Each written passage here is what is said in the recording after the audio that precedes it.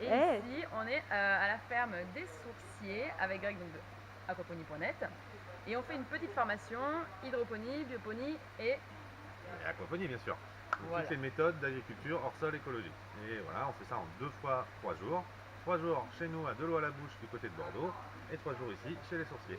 Et entre les deux, il y a quelques mois d'écart, histoire que les gens mûrissent leur projet et surtout qu'ils voient 2 fermes commerciales à 2 saisons différentes. Ces formations, elles sont financées par le Fonds de formation agricole Vivea. Donc pour les porteurs de projets et ceux qui sont déjà installés dans le monde agricole, c'est gratuit. On va bientôt ouvrir les inscriptions pour l'année prochaine, donc n'hésitez pas à aller faire des petits tours sur nos sites internet. Les descriptions seront en dessous. Et vous préinscrire parce que les places sont limitées. On préfère faire des petits groupes pour que ce soit plus interactif et plus intéressant. Voilà. Bon, voilà. Vous saurez tout, on vous montre tout, vous voyez les fermes, on vous explique la théorie en salle, et puis vraiment on peut passer au concret et toucher tout ce que, et toucher et voir tout ce qu'il y a à voir. Voilà.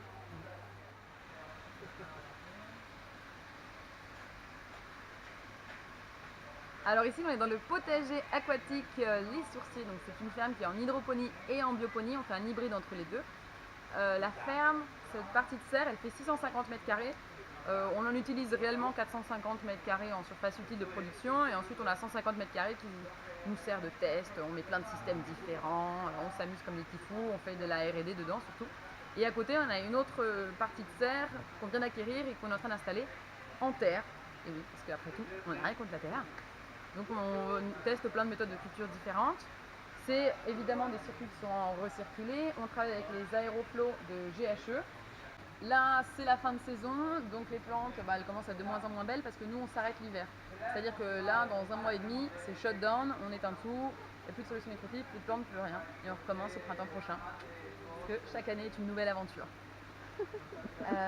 Au niveau des produits, on a principalement des herbes aromatiques, mais on a aussi quelques légumes, surtout tomates anciennes, poivrons, beaucoup de fleurs comestibles et des micro-pousses. Par contre, les micro-pousses, on les fait en indoor avec des lampes et tout ça, donc c'est pas dans la serre, on le fait à la maison. Et d'ailleurs, j'en profite pour dire qu'on est en train de créer une formation en ligne sur les micro-pousses et ce sera disponible au mois de décembre, janvier, à mon avis, si je travaille bien, pour que vous puissiez vous inscrire. Chaque système a son réservoir, parce que chaque système a une solution nutritive différente. Donc on a enterré des réservoirs de 3,5 mètres cubes chacun. En réalité, c'est même une bâche qui est enterrée, qui est très profonde. L'idée, c'est de garder une eau fraîche, même en été, parce qu'ici, les températures montent quand même très vite. On peut avoir 40 degrés. C'est assez dur pour travailler et assez dur pour les plantes si elles ont une eau très chaude. La pompe sur ce système-là, elle est émergée, mais on a des pompes immergées aussi. Puise l'eau, l'envoie dans tout le système. Ça alimente les chambres de culture et ça redescend dans le tube de retour en passant par un biofiltre. Et en dessous. Là, c'est moi qui l'ai fait. C'est Sophie qui l'a fait. Dans le coin, il y a un système, si tu as envie de filmer, de chasse d'eau pour le mise à niveau automatique de l'eau. Voilà. Ah ouais, je vois. Et là, la caméra tourne. Non. Et donc là, la plante. Attraper une plante dont on voit les racines. Eh oui, la plante. Donc ici, c'est le système quoi? Et surtout fleurs comestibles et plantes aromatiques qui n'ont pas très faim, ou alors qui sont en fin de vie. Là-bas, on a plutôt des légumes fruits. Là, au fur et à mesure que les tomates ne donnent plus, on les remplace par des choux, histoire qu'il n'y ait pas un trou de vide. Bon, il y en a toujours des trous de vide en vrai, mais dans la théorie, il faudrait que tout soit toujours plein. Et là-bas, on est aussi en train de le vider tout doucement, c'est principalement du basilic. Parce que pour le basilic, on travaille avec un gros on le vend en gros. Donc on fait gros volume de basilic. On le vend du coup pas cher du tout, mais ça nous fait un bon fond de roulement, donc c'est intéressant. On a des petits hôtels à insectes pour nous assurer une belle population qui nous fait toute la pollinisation. On va aller le voir.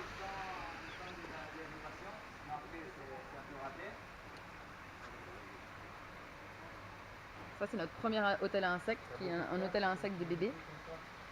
On a mis un peu tout et n'importe quoi en se disant que ça allait se débrouiller. Et à côté, on a la version 2, qui est plus étudiée. Donc là, vraiment, on a un habitat par insecte prédateur, on essaie de les attirer. Et Après, pour les autres insectes prédateurs, on fait appel à Copert qui vend des insectes et qui viennent. C'est le docteur de nos plantes, il vient, il regarde les plantes, il nous dit ce qui ne va pas et ensuite il nous conseille des insectes. Donc nous, on les prend ou on les prend pas. On fait ensemble un planning pour l'année et c'est comme ça qu'on protège les plantes parce qu'on met absolument aucun produit dessus. Ni des produits bio, ni des produits chimiques, on met juste rien sur les plantes. Que des petits insectes. Là, c'est l'étape de préparation pour les commandes. Ici, on a un espace ZipGrow qui est tout nouveau. Il va vraiment être investi plutôt l'année prochaine. Là, on a mis juste quelques plantes d'hiver pour commencer à le faire.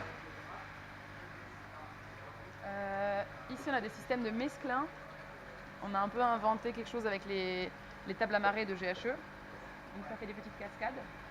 Il y a des fraises aussi, mais bon, mesclin. C'est juste pour faire des boutures en fait. Et après ça, on les replante ailleurs. Ah, les spolons! Voilà, ça s'enracine. Les petits chatons.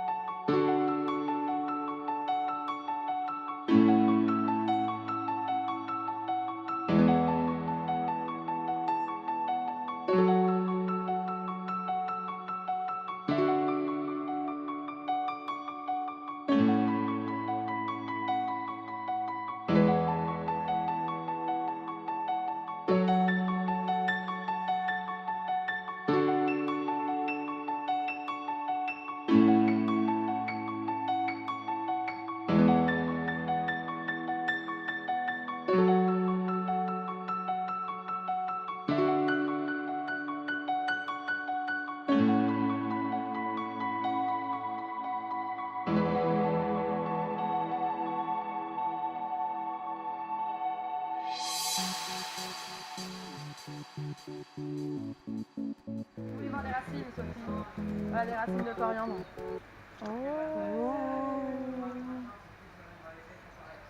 Mais dis donc, elle va bien cette coriandre. Elle est un peu fin, tu vois ses feuilles. Mais comme en fin de saison, on arrête de mettre de la nutrition, forcément, elles ont un peu la dalle. Là, tu m'expliques ce que c'est ce truc. Alors ce truc-là, nous on appelle ça du cucamelone. On appelle ça aussi concombre à confire. Donc c'est une plante rampante, un cucurbitacé qui fait ces petits fruits qui sont tout mignons. C'est bon en plus. Ouais, franchement c'est trop bon. C'est très rafraîchissant. On vend ça aux chefs, ils adorent. Il faut qu'on parle de ta table chauffante que tu as fait toi aussi. Ouais, carrément. On a fait ça au printemps. Donc voilà, c'est une table qui chauffe. C'est magique. Il y a du sable, une résistance qui chauffe sur un thermostat. Et là-dessus, on a des petits semis. Oui, il faut les arroser quand même. Ceux qu'on a semés hier, ils sont déjà en train de s'ouvrir. Oh là là! Non, je rigole, quand même pas. C'est pas arrivé non plus. J'allais faire un zoom. Attends. Non.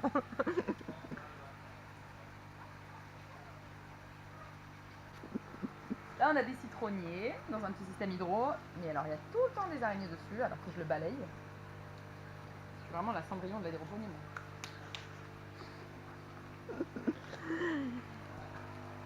Faut que tu me montres ta plante préférée. Hein. Ah oui. Ça, c'est des micro-moutardes. Tu veux goûter? Ah, c'est trop bon. Ça te dérange pas de passer dans une vidéo de Sophie? Pas du tout, ça fait très plaisir, au contraire. On va voir comment ça pique. Ah oui, un petit peu comme des cressons, non? Des cressons? Non, c'est de la moutarde. Non, ouais. Ah, ça a le goût de moutarde. Je peux te dire que quand je suis venue en stage, elle a pas arrêté de m'en faire manger. Hein. Ah, C'est hyper bon pour la santé, il faut y aller.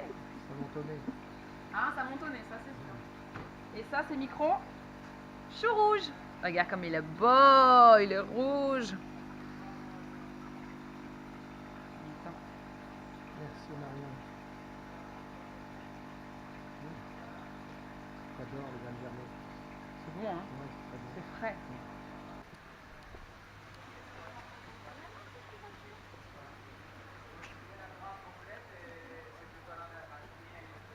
C'est l'invasion.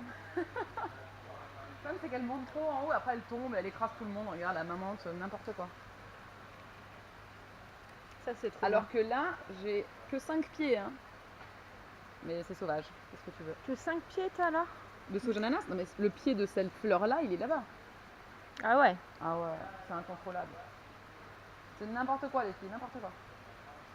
Elles s'en foutent. Donc en fait, pendant toute une période, tu vends les tiges avec les feuilles qui ont un léger goût d'ananas. Et là, en ce moment, à l'automne, elles montent en fleurs et donc on vend les fleurs comestibles et qui ont vraiment un goût d'ananas. Ils ont un peu un goût d'ananas en boîte, plus que de vrai ananas. Mais c'est trop bon. Oh, c'est trop bon. Viens, on se fait une salade de fleurs d'ananas. Mm. De fleurs d'ananas. De fleurs de sauge d'ananas. Sans vinaigrette, hein. Ah ouais, Pas non. besoin. C'est bien le petit jus. Attends, faut qu'ils voient les gens. Je sais pas si on voit. C'est ça Tu qui vois, c'est ça qui est super bon, qui est c'est ce sucré, truc-là. c'est la pointe. Hein. Mm. Ton sucre à steak. Tant qu'on est dans le sucre. Là. Alors, comme on est dans le sucre, ça c'est la stevia en fleurs. Comment on fait la stevia? Ah oui, oui, t'as raison. La stevia, elle est quand même connue comme plante sucrante, hein. 0 calories, méga sucrant. On mange quoi, la fleur ou Non, c'est les feuilles généralement. Ah oui. Je sais pas si les fleurs sont comestibles. Si les fleurs sont comestibles, vous pouvez nous le dire dans les commentaires avant que je m'intoxique. Merci. Comme ça, je te crée de l'interaction. Ta vidéo, elle va être #1 des top favorites YouTube.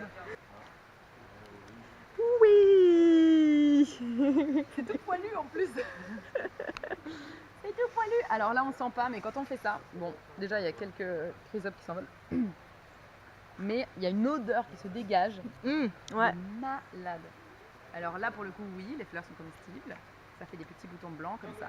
Il y a des petites étoiles. Oui, on voit super bien, je crois. Et donc là, je peux manger la fleur. Hein. Ah ouais, je peux manger la fleur. Et donc ça, c'est la sucrastèque. Le nom latin pour ceux qui la recherchent, c'est Lipia dulcis. Lipia dulcis. Je pense qu'elle est en vente sur le site d'Alza Garden. Vous pouvez aller vérifier. Ça se bouture très bien, donc vous pouvez acheter une petite plante et ensuite la bouturer et avoir un gros buisson comme le mien. Après, le problème avec cette plante, c'est qu'elle est gélive. Du coup, cet hiver, quand on n'a pas de chauffage, je pense qu'elle ne va pas être très heureuse. On va voir, on va bien voir. Et au milieu, il y a de la verveine. Elles s'entendent bien les deux. Donc il y a des tiges de verveine qui sortent de la sucrastèque et des tiges de sucrastèque qui sortent de la verveine. C'est très drôle. Allez, une dernière plante. C'est toi qui choisis cette fois-ci. De quoi est-ce que je peux vous parler? De la ciboule de Chine? Non, c'est pas très original. Moi, je mange du sucre à steak en t'attendant. Ah mais c'est dur. Je ne sais pas quoi choisir.